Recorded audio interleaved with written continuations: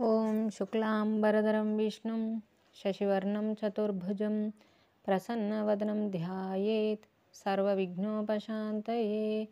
ఓం సరస్వతీ నమస్తుభ్యం వరదే కామరూపిణి విద్యారంభం కరిష్యామి సిద్ధిర్భవతు మే సదా. ఓం గురుర్బ్రహ్మా గురుర్విష్ణుః గురుర్దేవో మహేశ్వరః గురు సాక్షాత్ పరబ్రహ్మ తస్మై శ్రీ గురవే నమః. మనం యోగ వాసిష్టం అనే గ్రంథంలో స్థితి ప్రకరణంలోని అంశాలను తెలుసుకుంటున్నాము. అందులో 7వ భాగంలో ప్రస్తుతం 6వది సంకల్ప విచికిత్స. దాశూరపుత్రుడు: తండ్రి, ఈ సంకల్పం అనేది ఏ విధంగా ఉంటుంది? అసలు అది ఎట్లా ఉత్పన్నమవుతోంది? ఎట్లా వృద్ధి చెందుతోంది? ఎట్లా నశిస్తోంది? ఎలా, ఎక్కడి నుండి, ఎప్పటి నుండి, ఎవరి ప్రోద్బలం చేత, ఎవరి కొరకు బయలువెడుతుంది?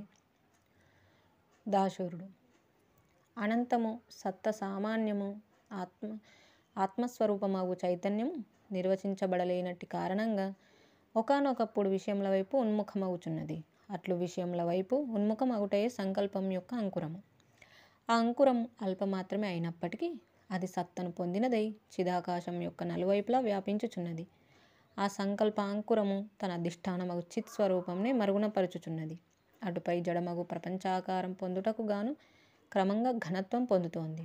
అట్లు ప్రాప్తిస్తున్న విషయరూప జగత్తును ఇది నాకంటే వేరుగా బాహ్యంన ఏర్పడి ఉన్నది అని భావన చేస్తోంది. ఒక బీజం మొలుచుట అను క్రమమును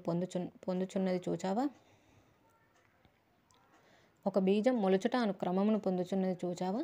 అట్లాగే ఈ చిత్ శక్తి సంకల్పత్వము పొందుతోంది. అటుపై ఒక సంకల్పం నుండి మరొక సంకల్పం ఉదయిస్తోంది. ఇక ఆపై ఈ సుదీర్ఘమైన సంకల్ప వ్యవహారం అంతా విస్తరిస్తోంది. సంకల్పముల వెంట నిష్కారణంగా దుఃఖ పరంపరలు వచ్చి పడుచున్నాయి. అయితే సముద్రంలో ఎన్ని తరంగాలు ఉదయిస్తే ఏమున్నది? అవన్నీ జలమే అయి ఉన్నాయి కదా. ఈ జగత్తంతా సంకల్పం మాత్రమే. సంకల్పం తప్ప వేరుగా ఈ ప్రపంచంలో దుఃఖ సుఖములంటూ ఎవరికీ ఏమీ లేవు. ఈ మనస్సు కాకతాళీయ న్యాయం చేత వివర్త భావం ఆశ్రయిస్తోంది. ఇది మిథ్యారూపంలోనే ఉత్పన్నమవుతోంది. మృగతృష్ణ వలె, 2వ చంద్రుని భ్రాంతి వలె ఇది అసత్యమైనది. కానీ దీని వృద్ధిని మాత్రం మనం చూస్తున్నాం. ప్రకృతి శాస్త్రంలో మాతులుంగము అను పేరు గల చెట్టు గురించి చెబుతారు. ఆ చెట్టు పళ్ళు తిన్నవారికి అంతఃకరణంలో తెల్లటి పదార్థముల పట్ల భ్రాంతికరమైన ప్రీతి ఏర్పడుతుంది. ఫలితంగా తెల్లటి పదార్థములు అత్యంత రుచికరమైనవిగా అనుభవం అవుతుంది. ఆ ప్రీతి అసత్యమే అయినప్పటికీ తెల్లటి పదార్థములు తింటున్నప్పుడు అతనికి ప్రశస్తమైన రుచి మాత్రం అనుభవం అవుతోంది. అదేవిధంగా మత్తు పదార్థముల సేవించే వారికి చుట్టూ ఉన్న వస్తువులన్నీ గాలిలో తేలియాడుచున్నట్లు అనుభవం అవుతాయి. ఈ వస్తువులు ఎగిరిపడటం అవాస్తవమే అయినప్పటికీ అతనికి సత్యముగానే అవుచున్నది. ఈ జీవుని యందు సంకల్పించుట అను ప్రవృత్తి ఉద్భవించి ఈ పదార్థములతోటి, వ్యక్తులతోటి సంబంధము వాస్తవమైన అనుభవముగా అతనికి ప్రాప్తించుచున్నది. కానీ అవన్నీ ఈ జీవుని యొక్క ఇష్ట అయిష్టములను ఆశ్రయించే ఉంటున్నాయి. దాశూరుని కుమారుడు: పితృదేవ, ఈ జన్మ కర్మలకు, ఈ సంబంధాదుల భ్రమలకు కారణం అంతరమైనదే లేదా బాహ్యమైనదా? నేను తదితరులు ఎట్లా ఉత్పన్నమవుచున్నాము? దాశూరుడు: నీవు మిథ్యారూపముననే ఉత్పన్నమైనావు. అట్లే నేను కూడా. ఈ శరీరము, దృశ్యము తదితర సంబంధ బాంధవ్యములు దృష్ట్యా చూచినప్పుడు మనమందరం మిథ్యారూపములమే. ఇక నిత్య సత్య శుద్ధమగు మన స్వస్వరూపము దృష్ట్యా మనం సర్వదా సత్వస్వరూపులమే. మన యొక్క సత్స్వరూపమున ఏ క్షణమందు ఎట్టి మిథ్యాత్వము లేనే లేదు. నేను బోధిస్తున్న ఈ మన ఆధ్యాత్మ శాస్త్రాన్ని తెలుసుకున్నావా? ఇక మిథ్యాతత్వము నీ దృష్టి నుండి పూర్తిగా తొలగిపోగలదు. ఈ దుఃఖజాలమంతా నీకు ఎందుకు ప్రాప్తిస్తోంది చెప్పమంటావా? వేదాంతాలచే సుస్పష్టపరచబడుతున్నట్టి పూర్ణాత్మ అనగా నేనే అట్టి ఆత్మకు గాని, ఆత్మయే స్వరూపంగా గల నాకు గాని నేను, నాది అనున్నదంతా ఉండజాలదు. తదితర పదార్థములగు వస్తువులు, సుఖము, దుఃఖము, జన్మలు మొదలైనవన్నీ మిథ్యారూపమే అయి ఉన్నాయి అనునట్టి ఎరుకకు సంబంధించిన విశ్వాసం ఏర్పడకపోవట చేతనే. ఇదే ఆత్మవిశ్వాసం సుమ. అట్టి ఆత్మవిశ్వాసం దృఢపడిన తర్వాత ఇక అజ్ఞానముకు కారణం ఏముంటుంది? నేను ఆత్మను, శరీరమును కాను అని విశ్వాసం లేకపోవుట చేతని ఈతడు అజ్ఞానమునకు చోటిచ్చుచున్నాడు. క్షణంలో స్వల్ప విషయాలు కూడా అతనిని విచలితుణ్ణి చేస్తున్నాయి. ఎక్కడ విచారణ చేసిన తర్వాత ఇక దుఃఖం ఉండదు, అక్కడ విచారణ చేయటం మానివేసి ఈ జీవుడు దుఃఖితుడై చతికిలపడుచున్నాడు. కుమార, వాస్తవానికి ఈ జన్మాదులతో గాని దృశ్యంలోని ఆయా పదార్థములతో గాని నీకు ఏ సమయం అందు కూడా సంబంధం లేదు. అయినప్పటికీ భ్రాంతి చే నీకు నీవే అట్టి సంబంధంను కల్పించుకొనుచున్నావు. కాస్త యథార్థ దృష్టితో చూచి ఈ ఆత్మకు జన్మలు ఎక్కడ ఉన్నాయో చెప్పు. శరీరం కంటే ముందు కూడా నీవు ఉన్నావు, అనగా ఈ శరీరంతో నీవు పుట్టుట లేదు, ఇతఃపూర్వమే ఉన్నావు. శరీరము నేలకూలిన తర్వాత కూడా నీవు ఉంటున్నావు, అనగా శరీర పతనంతో పాటు నీవు రహితం అవుటలేదు. ఈ శరీరం ఉన్నప్పుడు నీ ఉనికి గురించి వేరే చెప్పేదేమున్నది? మనోబుద్ధి అహంకారములతో కూడిన సూక్ష్మ శరీరముతో ఈ శరీరమును ఉపయోగించుకుంటూ సంచారం సల్పుచు ఉండనే ఉన్నావు కదా. సూక్ష్మ శరీరం యొక్క చావు పుట్టుకలను ఎవరైనా గాంచుచున్నారా? లేదే. లేనప్పుడు నేను చచ్చాను, అతడు చచ్చాడు అనున్నదంతా భ్రమకాక మరేమిటి? వాస్తవానికి నీవు ఒక్కడివే సత్యము, సూక్ష్మ శరీరం కూడా అసత్యం మాత్రమే. జలమే సర్వదా సత్యము. జలము కంటే వేరైనది, జలము కానిది అగు తరంగములు అనబడేది ఎక్కడైనా లభిస్తుందా? అందుచేత నేను జ్ఞానం పొందియుండని సమయాలలో కూడా శుద్ధ చైతన్య స్వస్వరూపుడనే అయి ఉంటున్నాను అని గ్రహించు. దోషపూరితమైన సంకల్పములకు వశీభూతుడవగుట చేతని ఇట్లు మూడుటివి సంసారివి అగుచున్నావు. పుత్ర, ఇప్పుడు చెప్పేది విను. ఇతఃపూర్వము అనుభూతములైన సుఖ దుఃఖాది పదార్థముల గురించి సంస్మరించుట, సంకల్పించుట, సమాశ్రయించుటలను క్రమంగా సన్నగిల్ల చేయి. ఎట్లా? కేవలం అఖండము, నిర్మలము, నిత్యము ఒక ఆత్మను భావన చేయుట చేతనే. అట్టి భావన మాత్రం చేత ఆత్మసిద్ధి అనే ఐశ్వర్యం పొంది ఈ జీవుడు భవ్యజీవుడు కాగలడు. నేను జన్మ మృత్యు రహితుడను, శుద్ధుడను, శాశ్వతమగు అమృత స్వరూపుడను అని భావన చేయుటలో ఏమి కష్టమున్నదో నాకు చెప్పు. మరి జనులు మోక్షము దుర్లభము అని ఎందుకు అంటున్నారు? నేను గ్రహించలేకపోవచ్చున్నాను. మోక్షం అనేది చాలా కష్టమైన విషయమని బాలురు మాత్రమే అంటున్నారు. ఎందుకని అట్లా అనిపిస్తోంది అనేది మేము పరిశీలించాం. కారణం వారి స్వస్వరూపం నందు వారికి తగినంత విశ్వాసం ఏర్పడకపోవట చేతనే అని అనక తప్పదు. స్వస్వరూపము పట్ల అట్టి విశ్వాసం కలిగించి తదితర పదార్థముల పట్ల, విషయముల పట్ల అనాసక్తి, దుఃఖరాహిత్యం కలుగజేయటానికే ఈ వేదాంత క్రియా జ్ఞాన వ్యవహారాలన్నీ ఉన్నాయి. దృశ్య అనాసక్తి ఆత్మవస్తువును ఎరుగుటలో ఆసక్తి కలిగించునంతవరకే ఈ విధి నియమాదుల పాత్ర. ఎప్పుడైతే స్వస్వరూపమగు ఆత్మయందు పూర్ణ విశ్వాసము సుస్థిరమవుతుందో అప్పటి ఉత్తమ స్థితి మోక్షస్థితి కంటే వేరైనదేది కాదు సుమ. అభావించటం. ఎప్పుడైతే నీవు సంకల్ప నాశనం కొరకు యత్నిస్తావో ఇకప్పుడు ఈ జనన మరణాది భయమును పొందవు. భావన చేయకున్నంత మాత్రం చేత సంకల్ప ప్రవాహం క్రమంగా క్షీణించగలదు. ఒక పువ్వు యొక్క దళములు మర్ధించాలంటే కొంత శ్రమ ఉంటుందేమో, చేతులు మర్ధించాలి భావించకపోవట యందు క్రియకు సంబంధించిన శ్రమయే ఉండదు కదా. ఇక ఇందులో కష్టమేమి ఉంటుంది? కల్పనా వినాశనం అను మోక్షస్థితి కష్టమైనదనుట భవ్యం కాదు. చేతుల మర్దన అనే శ్రమ కూడా ఉండనట్టిది మోక్ష భావన. కేవలం భావన విస్మరణ మాత్రం చేత అరక్షణంలో సంకల్ప వినాశనం సిద్ధిస్తోంది. అయితే ఎటొచ్చి అట్టి సంకల్పరాహిత్య స్థితిలో సుస్థిరుడవై ఉంటే చాలు. భావాతీతమైనదే తత్పదం. నిరంతరం ఆత్మ యొక్క పూర్ణానంద రూపమును చింతన చేస్తూ ఉండు. ఆత్మయందే స్థితి కలిగి ఉండు. అప్పుడు అసాధ్యమగు వస్తువు కూడా సిద్ధించగలదు. ఇందులో సందేహం లేదు. ఆత్మ దేని చేతను హరింపబడుట గాని నశింపజేయబడుట గాని సంభవింపజాలదు. అందుచేత ఉత్తమ సంకల్పముచే అధమ సంకల్పాన్ని త్యజించివేయి. ఈ కనబడే ఈతడు మమాత్మ స్వరూపుడే కదా అను భావనతో వ్యవహరిస్తూ ఉండు. నేను పూర్ణమగు ఆత్మనే అనేది ఆ ఉత్తమ సంకల్పం. మనస్సుతో మనస్సును విచ్ఛిన్నం చేయి.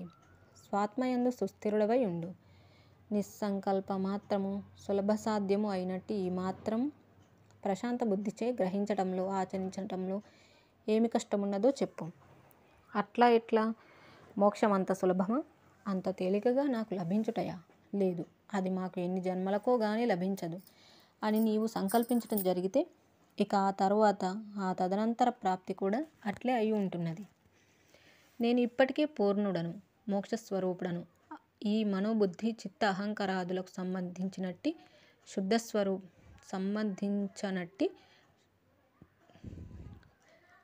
స్వరూపుడను. ఈ మనోబుద్ధి చిత్త అహంకారాదులకు సంబంధించినట్టి శుద్ధ స్వరూపుడను అనుభావన చేశావనుకో, నీ అనుభవం తదనుకూలంగానే ఉంటుంది. భావన యొక్క అనుసంధాన తీవ్రతను అనుసరించి అది అట్లే సత్యమై నీవు ఈ క్షణమందే మోక్షస్వరూపుడవు, పూర్ణుడవు కాగలవు.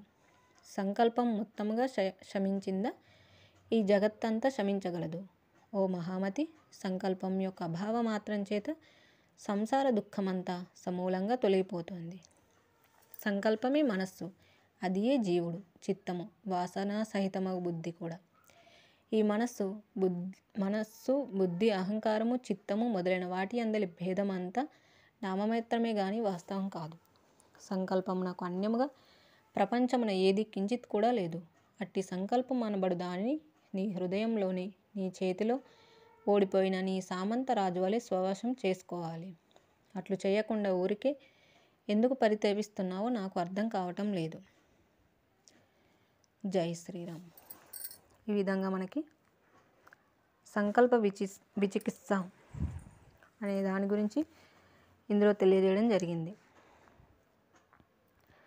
సంకల్పాలకి ఏ విధంగా తగ్గించుకుంటూ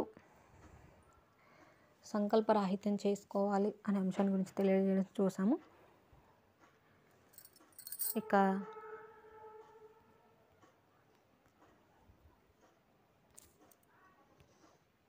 తర్వాతి అంశం 7 ఆరోపితం. దాశూరుడు.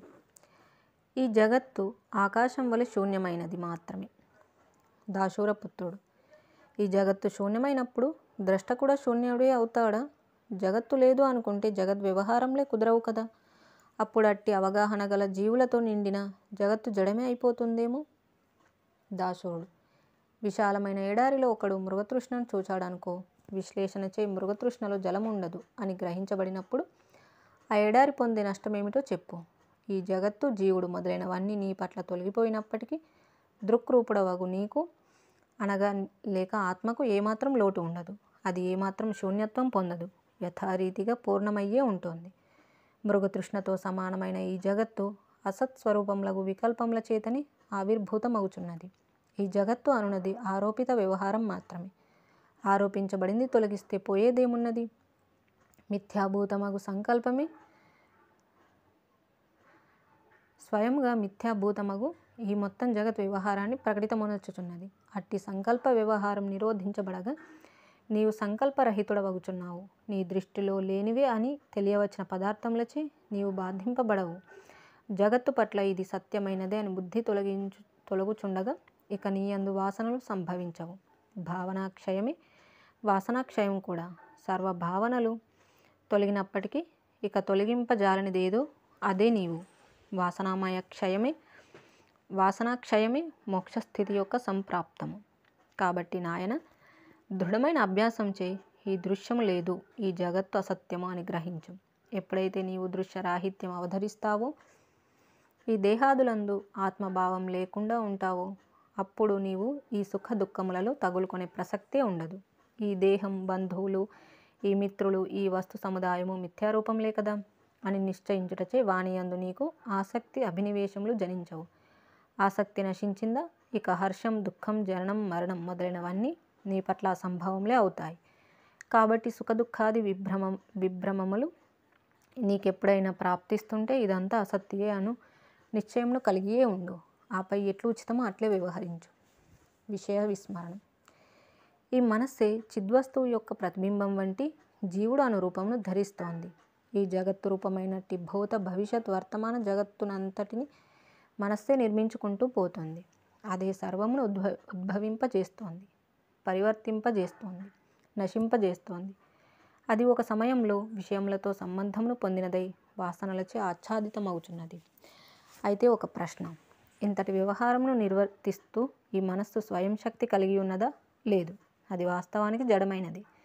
అది అధిష్టానమగు శుద్ధ చైతన్యం యొక్క సంబంధం చేతనే స్ఫురణ శక్తియుతమై ఉన్నది.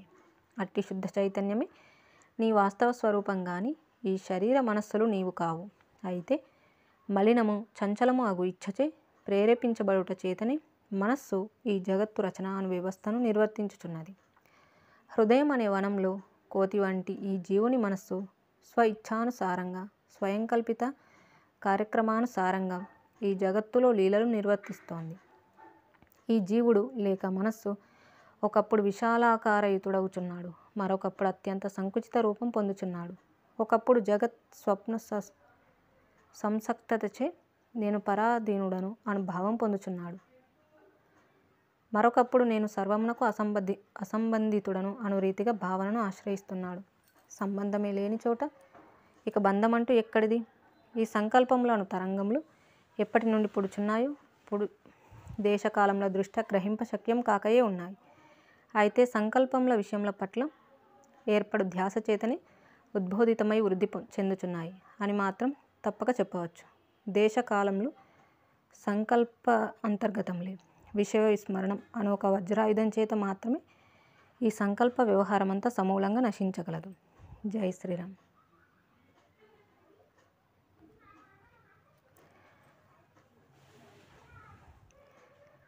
ఇక మిగిలిన అంశాలను మళ్ళీ తెలుసుకుందాం. ఇంతటితో ముగించుకుందాం. జై శ్రీరామ్. కాయేన వాచా మనసేంద్రియైర్వా బుద్ధ్యాత్మనా వా ప్రకృతే స్వభావాత్ కరోమి యద్యత్ సకలం పరస్మై నారాయణాయేతి సమర్పయామి. స్వస్తి. ఓం తత్సత్.